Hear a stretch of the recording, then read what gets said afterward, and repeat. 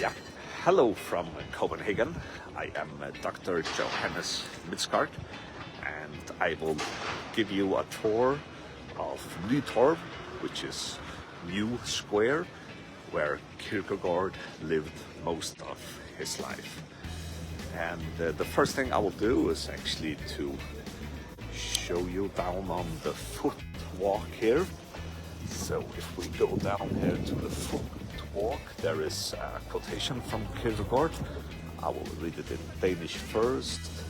Jeg taler helst med børn, til om dem tør man dog håbe, at de kan blive fornuftvæsener, men de der levende, det og herrer Jeremy. So this is a quote from Kierkegaard, and it says in English, I prefer to talk with children, for one may still dare to hope that they may become rational beings. But those who have become it, good.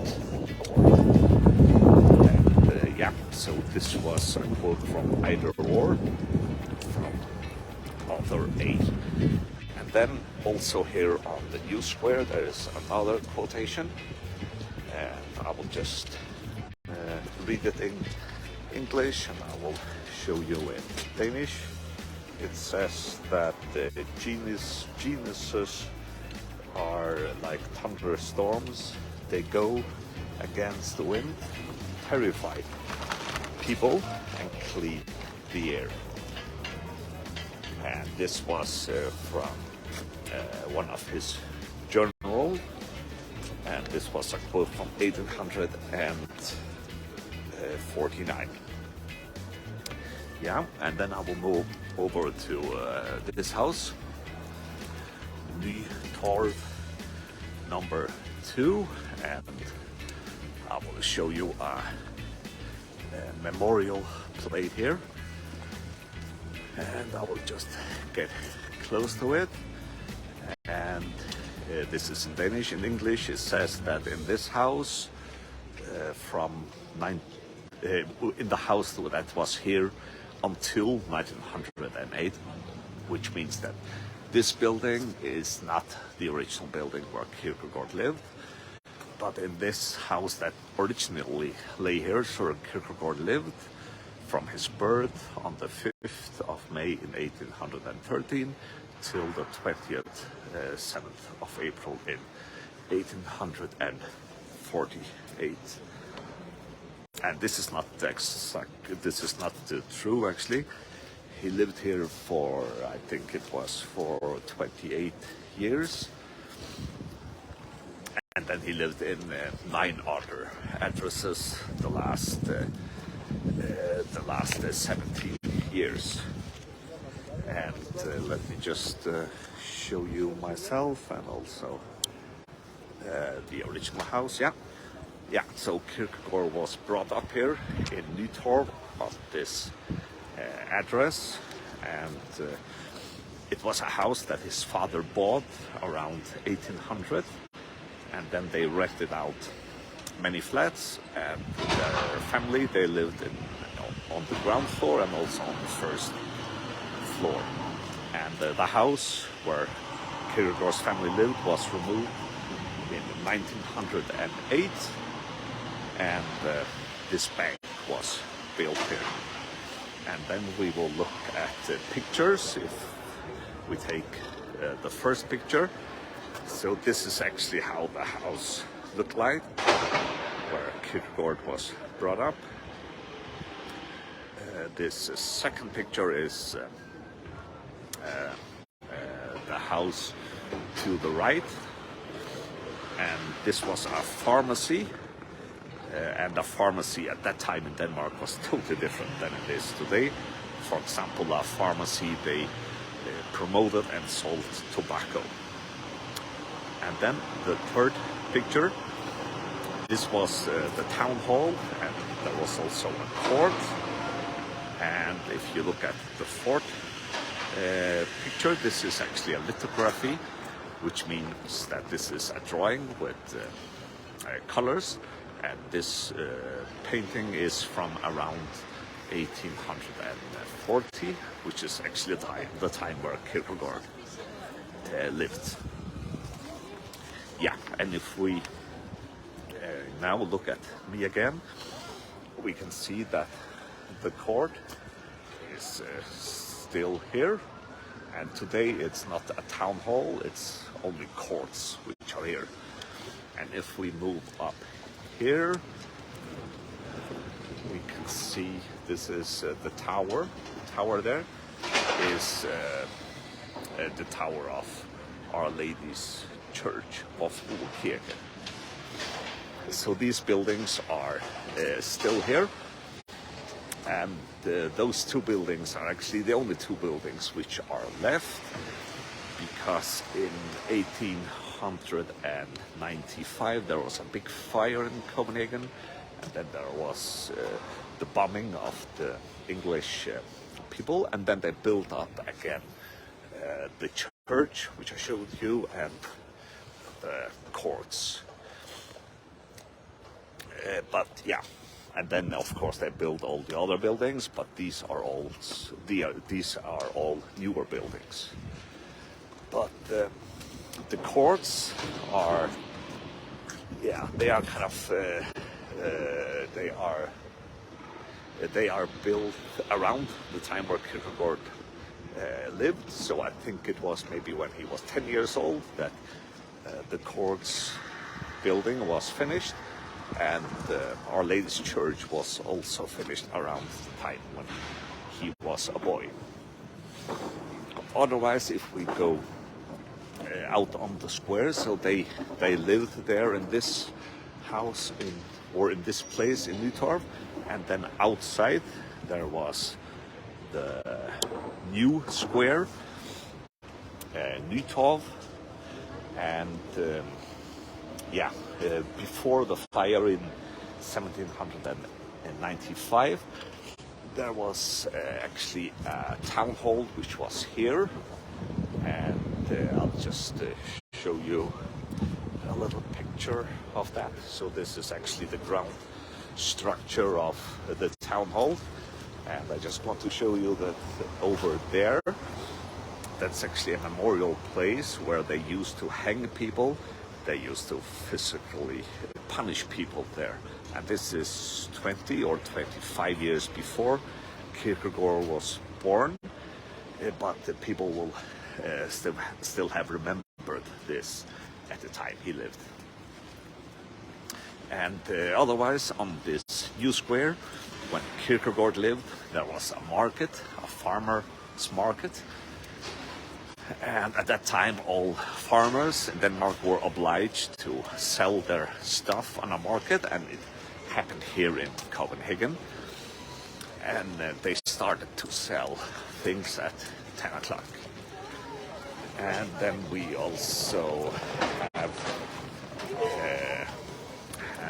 this, which was also at the time when Kierkegaard lived. So this is not the new square, but this is the old square, which is a very old place.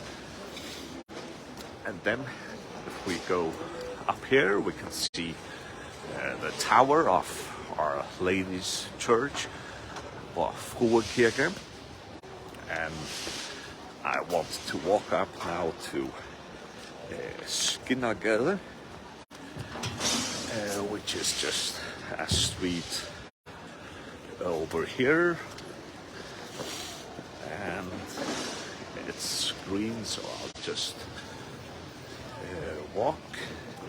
And yeah, so I've told you that he lived on 10 different addresses around Copenhagen, and his last address was here in Kierkegaards, and it was just, I'll walk over here, it was right here on this place. This is not the original building, but it was here that he lived the last 2 years of his life. But Kierkegaard lived in 10 different places in Copenhagen.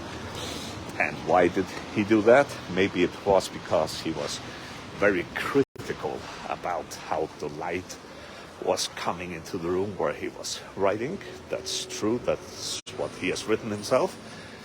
But it could also be maybe existential search for the right place to live. I don't know.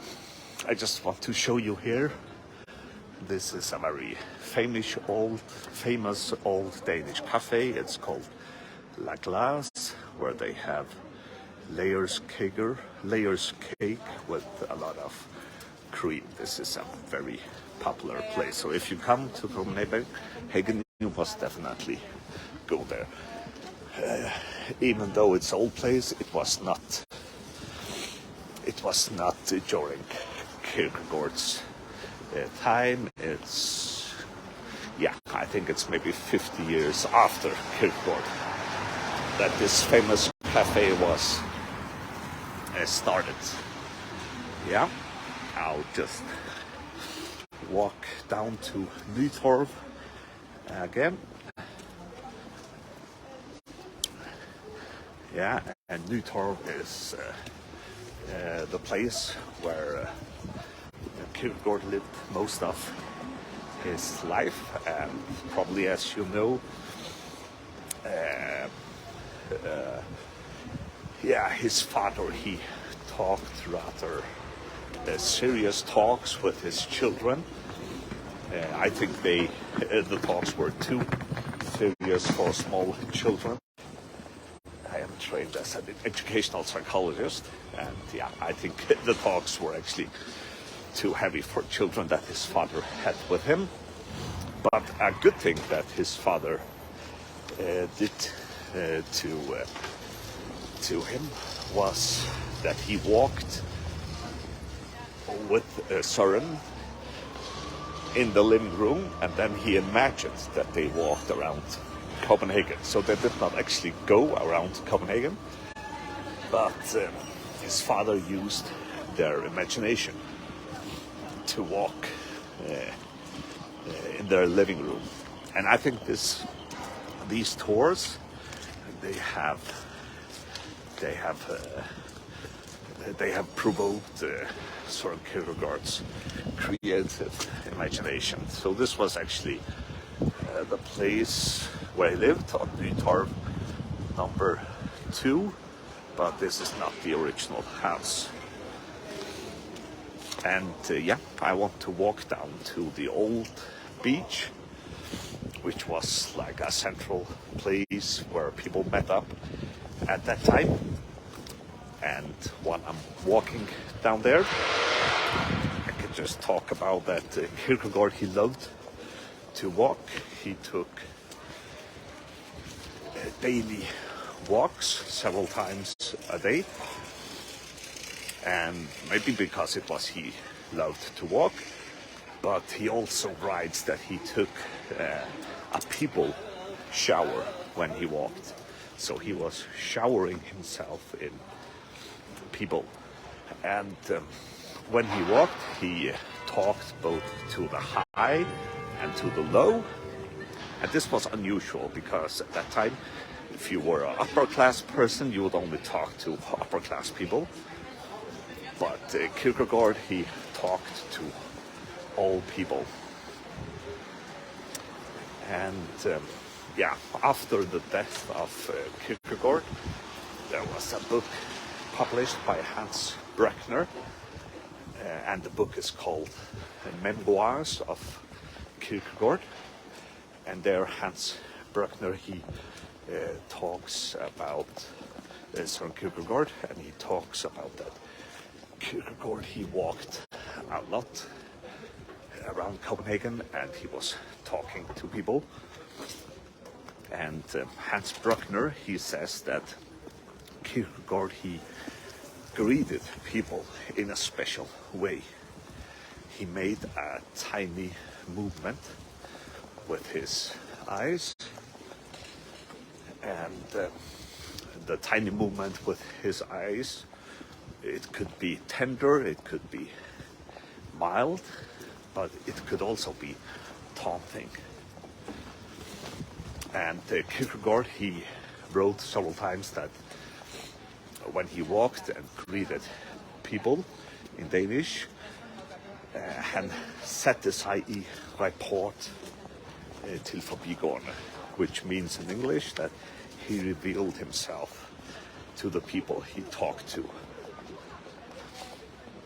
And so people in Copenhagen, Hans Bruckner told, they took this in various ways. There were some people which were attracted to meeting Kierkegaard and talking with him. Other people, they got a lot of thinking when they talked to Kierkegaard, but other people, they were very nervous when Kierkegaard approached them because he could ask some strange, very intriguing questions. But now I'm walking down to Old Beach, Gammel Strand, and this was a very lively part of the city, and also around that time there was a lot of things happening in Copenhagen.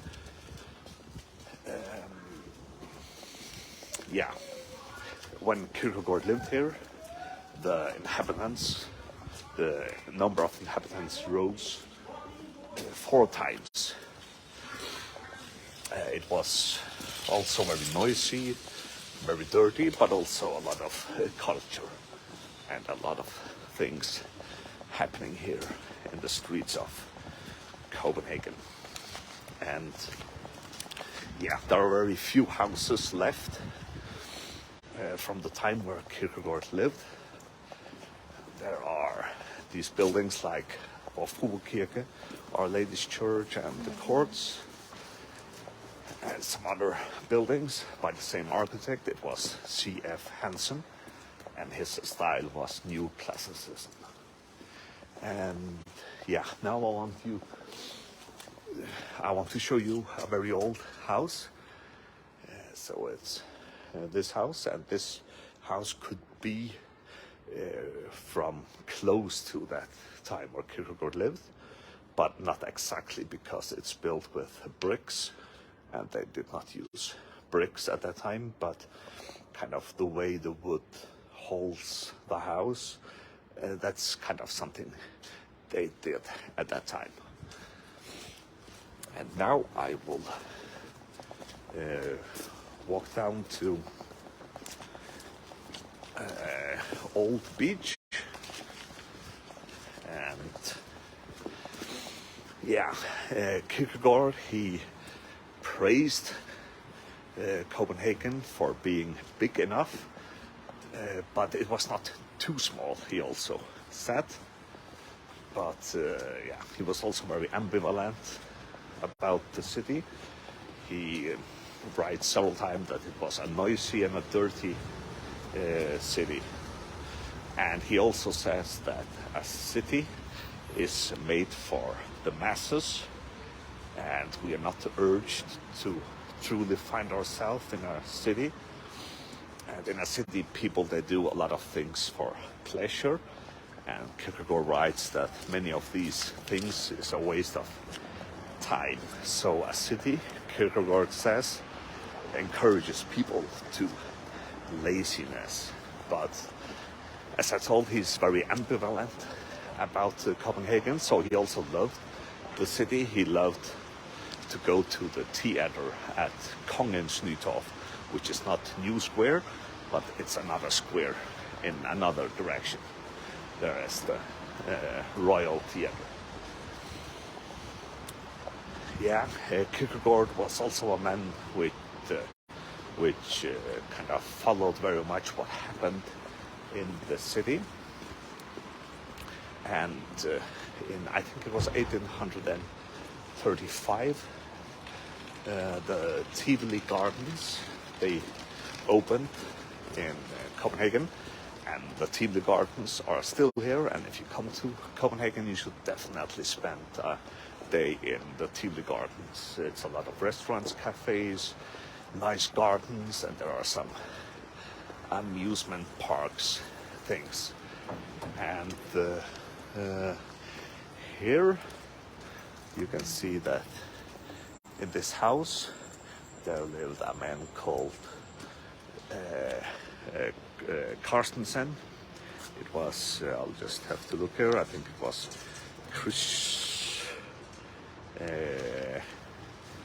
Georg Carstensen. He lived here in this house. And Georg Carstensen, he was the one who got the idea for Tivoli Gardens. And in one of his writing, Kierkegaards, he applauses the idea of Tivoli and says that it's a beautiful thing to have in Copenhagen. Yeah. Otherwise, if we look at another picture, if you go back to the link with the pictures, you can see a picture from Gammelstrand. And Gammelstrand at that time was very different than it is today. Today you can see that it's a place for bicycles, and we also have the metro here.